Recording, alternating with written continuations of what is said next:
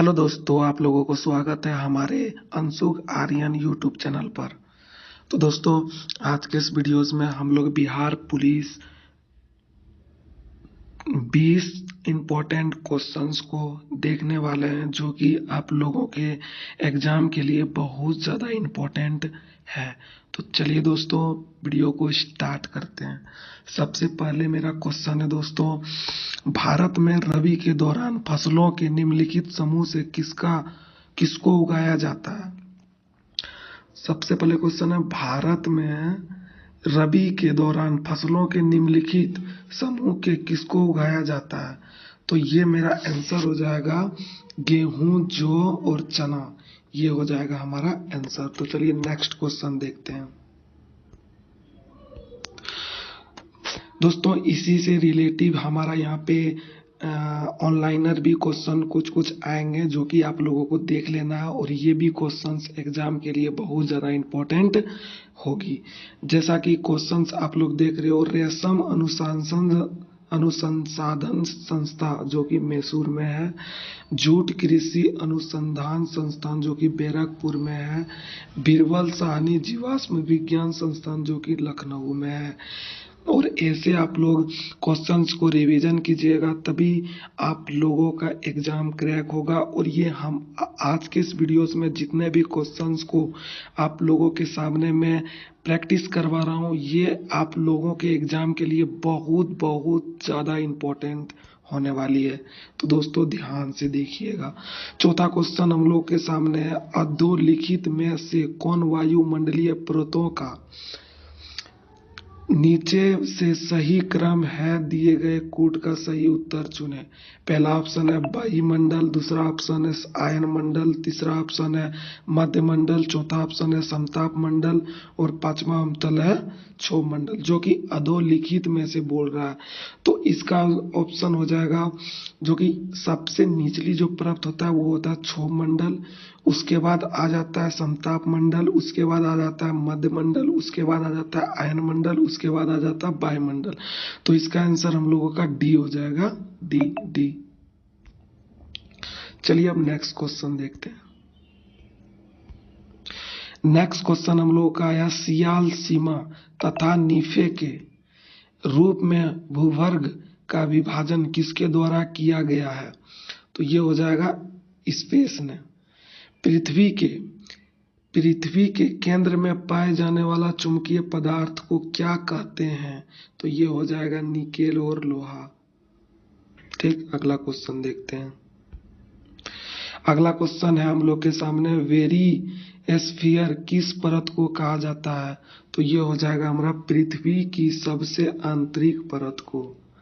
अगला क्वेश्चन है, भारतीय संविधान के किस अनुच्छेद के अंतर्गत राष्ट्रपति के सदनों द्वारा पारित किसी बल पर अपनी स्वीकृति रोक सकती है।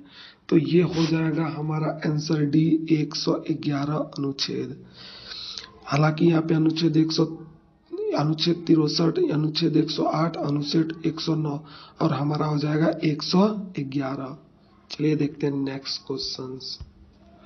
नेक्स्ट क्वेश्चन है हम लोगों के सामने, राज्य पुनर्गठन आयोग का गठन किस वर्ष किया गया था। तो हो जाएगा हमारा 1953 ईस्वी में।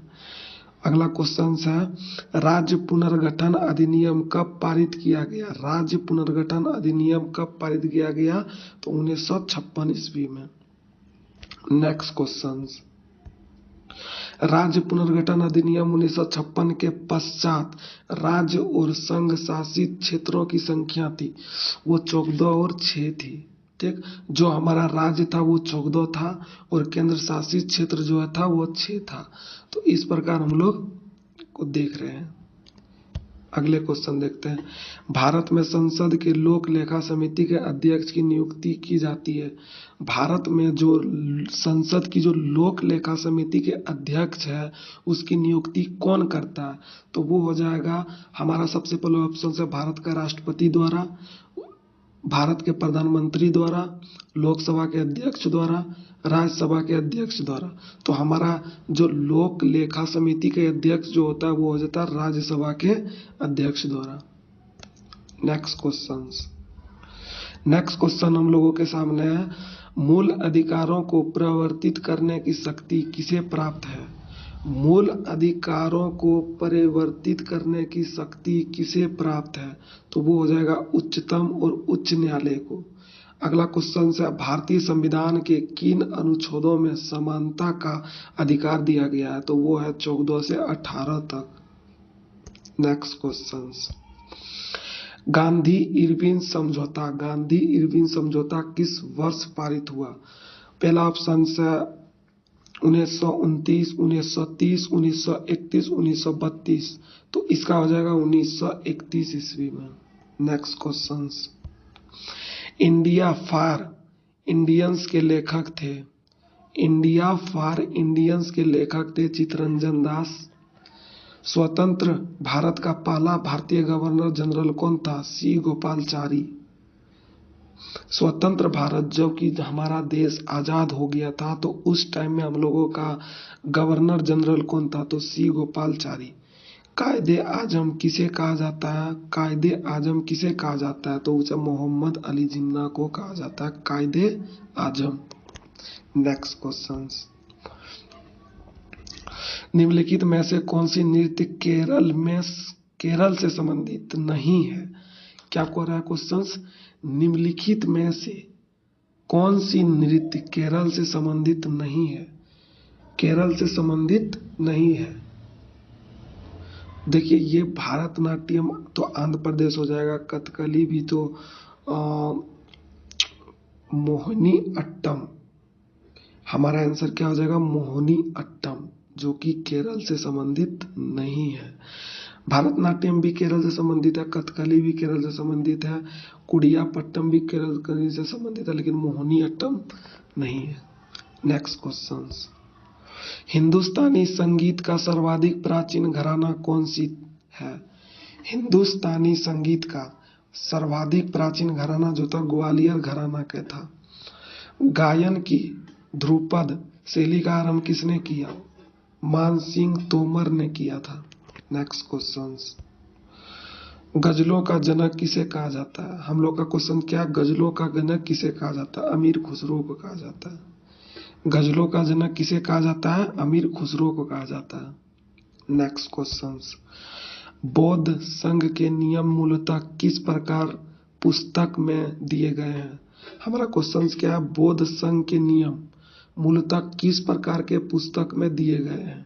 जो हमारा बौद्ध का जो दिया गया है वो दिया गया है विनय पिटक में। ठीक, हमारा आंसर क्या हो जाएगा? विनय पिटक। अगला आंसर, अगला क्वेश्चन, गौतम बुद्ध किस वंश से संबंधित था? तो वो शाक्य वंश से संबंधित था। आप लोगों से क्वेश्चन पूछा जाएगा और बहुत बार ये क्वेश्चन पूछा है, गौतम बुद्ध किस वंश से संबंधित है? शाक्य वंश से। बुद्ध के जीवन की घटना को महाभीष्मन काल के रूप में कहा जाता है। तो बुद्ध के जो जीवन की किस घटना को महाभीष्मन काल के रूप में जाना जाता है? तो वो उनका गृह त्याग था, जब उन्होंने 29 वर्ष की अवस्था में अपना गृह त्याग किया था।